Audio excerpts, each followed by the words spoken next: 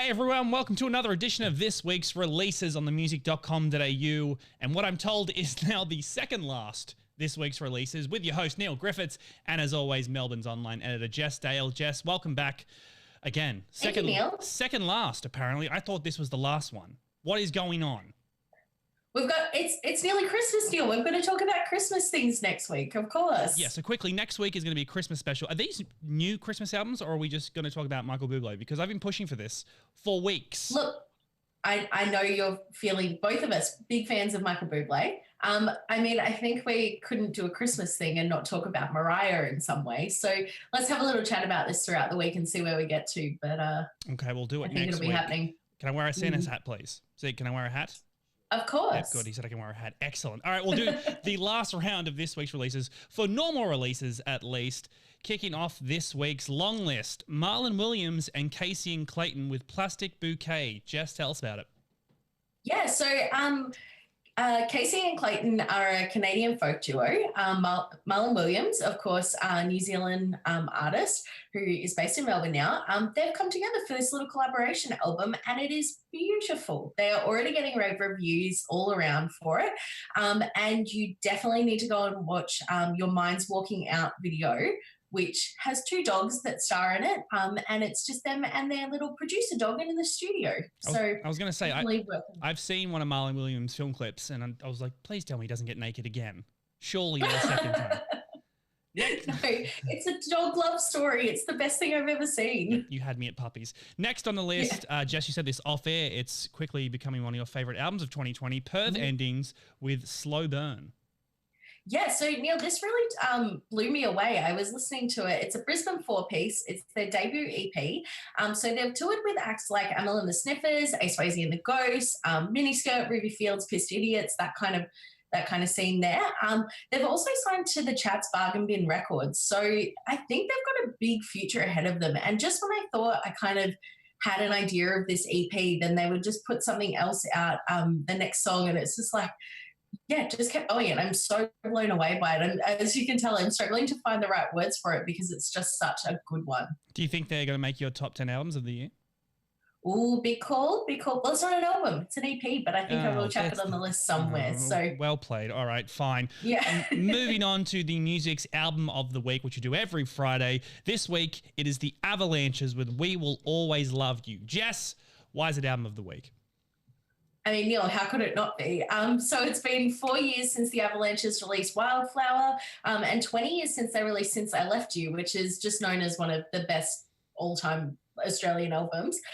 So they've drawn some inspiration from a really interesting place from Anne Dryon and Carl Sagan, who are two well-known science communicators. So they kind of like started with their love story and then worked from there. This album is absolutely huge, not only in the collaborations that they have, but just in the actual tracks. There's 25 tracks across this album. But yeah, going back to those collabs, this is just a few, and I am going to read right off the list because there's so many. MGMT, Rivers Cuomo, Denzel Curry, Johnny Marr, Nina Cherry, Perry Farrell, Karen O, Mick Jones, Some for the Great, Kurt Vile. And that's just some of the people that they have working on this album with them. So absolutely massive. So just a few small artists then. If you head to themusic.com.au, as always, you'll see our specific album of the week piece. Check out why it's album of the week and why it should be yours. Jess, are you ready for, can we say this is at least the final speed round of 2020? We can't have a speed round for Christmas albums. I need 45 minutes on Bublé. Top 10. Yeah, good. Okay, let's do that. Short one, 3 short albums we want to give a shout out to. First one is Tasman Keith, To Whom It May Concern. So he's just won the J Award for Best Australian Music Video of the Year. So obviously a very big achievement there.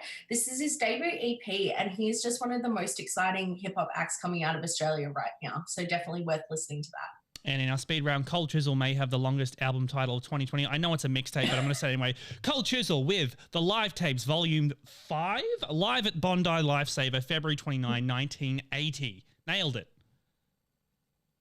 All right, so this is part of their live recording series. They actually recorded this after 43 shows in 56 days. So that's a pretty tiring run right there. But it's particularly significant because they actually ended up recording East, one of their best loved albums 3 days after this. So it had been untouched and forgotten for 40 years, sitting in their archives. They stumbled on it this year, and they've decided to jazz it up a little bit and release it. This will be in a lot of Dad's Christmas stockings this year, as will this one. Sir Paul McCartney with McCartney 3.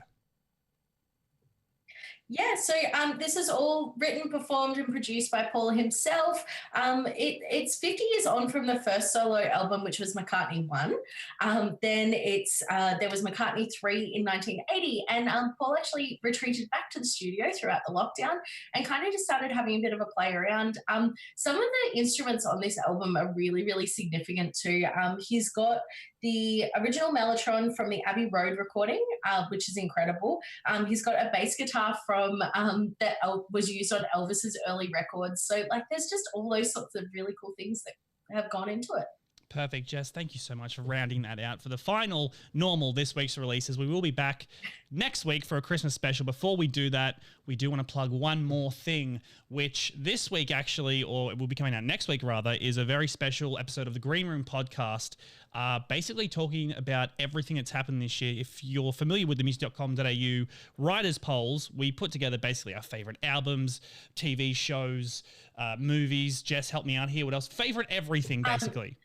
Yeah, artists, performances. Obviously, performances this year is going to be shaped a little bit differently with so many live stream shows.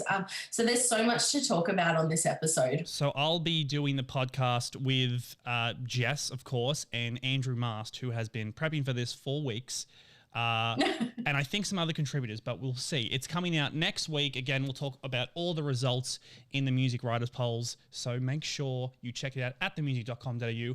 And if you like this episode of this week's releases, go back a few months and check them all out on the Delivered Live YouTube, or head to our Facebook and Twitter.